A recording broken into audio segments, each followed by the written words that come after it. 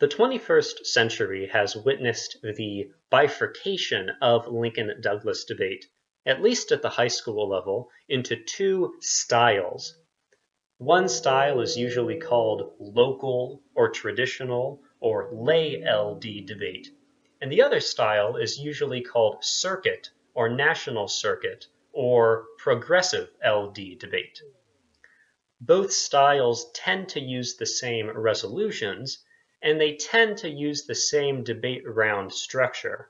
One affirmative debater, one negative debater, following the 6-3-7-3-4-6-3 standard time structure.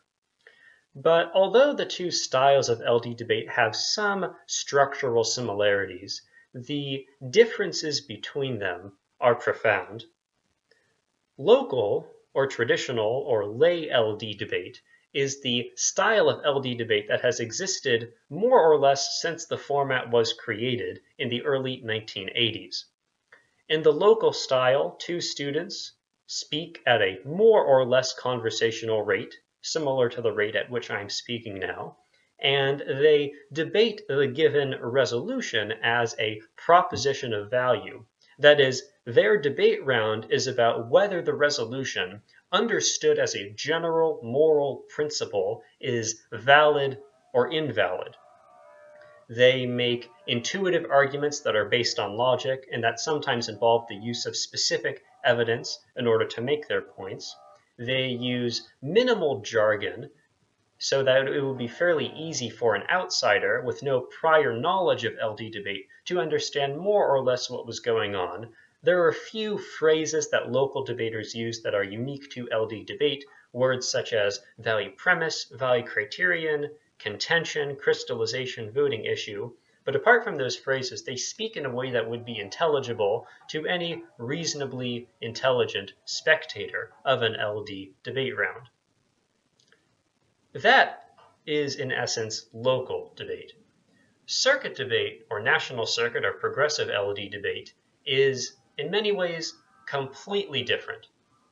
Circuit debate is a relatively recent phenomenon. A debate coach once told me that it was really around the year 2000 that circuit debate began gaining much more acceptance nationwide as an alternative to or complement to traditional LD debate.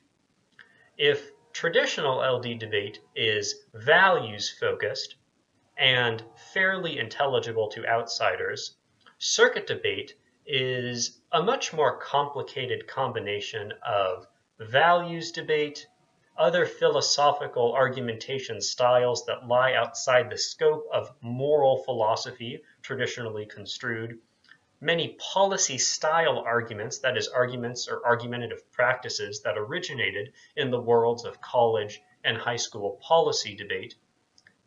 And if you add in a few other external argumentative and stylistic features as well, you get circuit debate, which means, of course, that in contrast to traditional LD debate, circuit debate is virtually unintelligible to an outsider. If you observe a circuit debate round, there are a few elements of circuit LD debate that immediately stand out. The first and most obvious feature is the prevalence of speed reading, or spreading for short, which involves debaters speaking at a rate of roughly 200 to 300 words per minute, even more, in order to pack a lot more analysis or many more arguments into their speeches than traditional LD debaters would be able to do. A second feature of circuit debate is that, in contrast to local debate, which is focused almost exclusively on values debate and on the logical and evidence-based arguments that flow from those values, circuit debaters employ a much broader range of argumentation styles.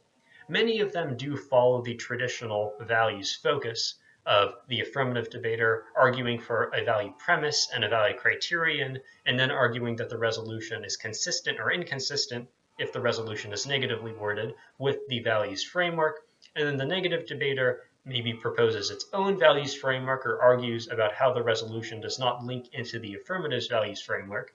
That sort of a circuit debate round is very similar to a traditional LD debate round. It just probably will occur at a much faster pace. However, there are other circuit debate rounds that debate the resolution not as a proposition of value, but rather as a proposition of policy. For example, the affirmative debater in a circuit tournament may advance a specific plan, in other words, a specific legislative call for action that, for example, the United States federal Congress ought to abide by. And then the negative debater argues that the plan proposed by the affirmative is a bad plan, that it has more harms than benefits, or that there is some other plan mutually exclusive to the affirmative's plan that would work better than the affirmative's plan. That sort of a circuit debate round would almost never occur at the local or traditional level and is in many ways very similar to a high school policy debate round.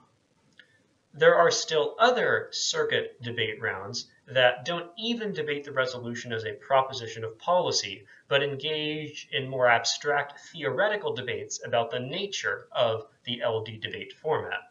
For example, if the affirmative debater proposes a plan, suppose that the negative debater stands up and argues that it is illegitimate for the affirmative LD debater to propose a plan. The negative debater argues that this is LD debate, not policy debate, and that therefore the affirmative debater ought to defend the resolution as a general moral principle rather than picking one part of the resolution embodied in the affirmative's policy proposal and focus on that.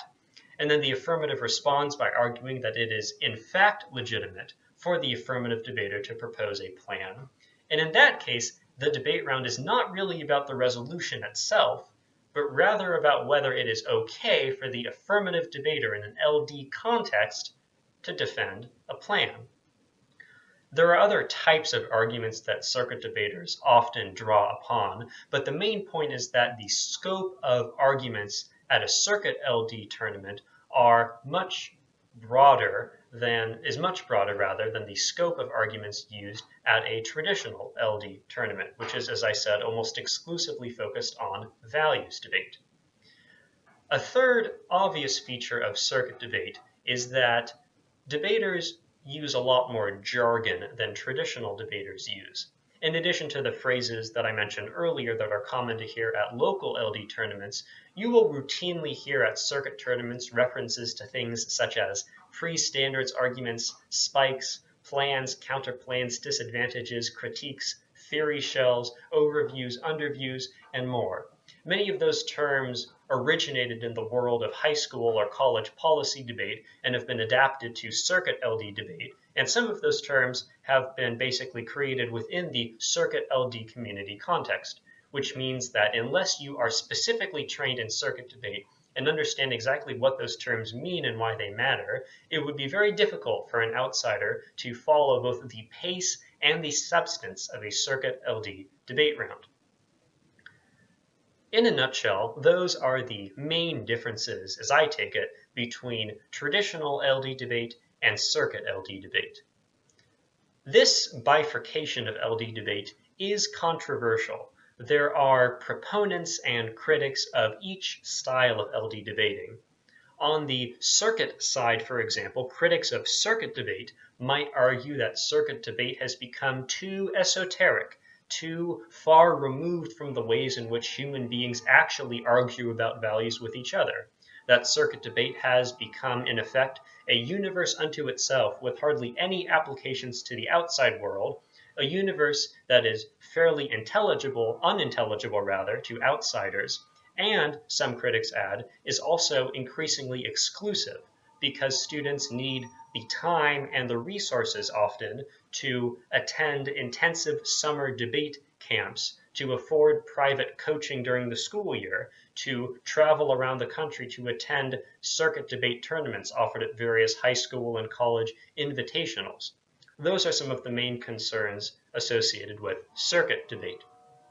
On the other side, critics of local or traditional debate might argue that local debate has become too surface level, too superficial, that traditional debaters are encouraged to engage at a minimum with the substance of the resolution and to focus excessively on their style of speech, on their communication abilities, because many traditional LD judges, so the argument goes, are relatively inexperienced, know relatively little about debate in general, and that to appeal to those judges, style often matters more than substance.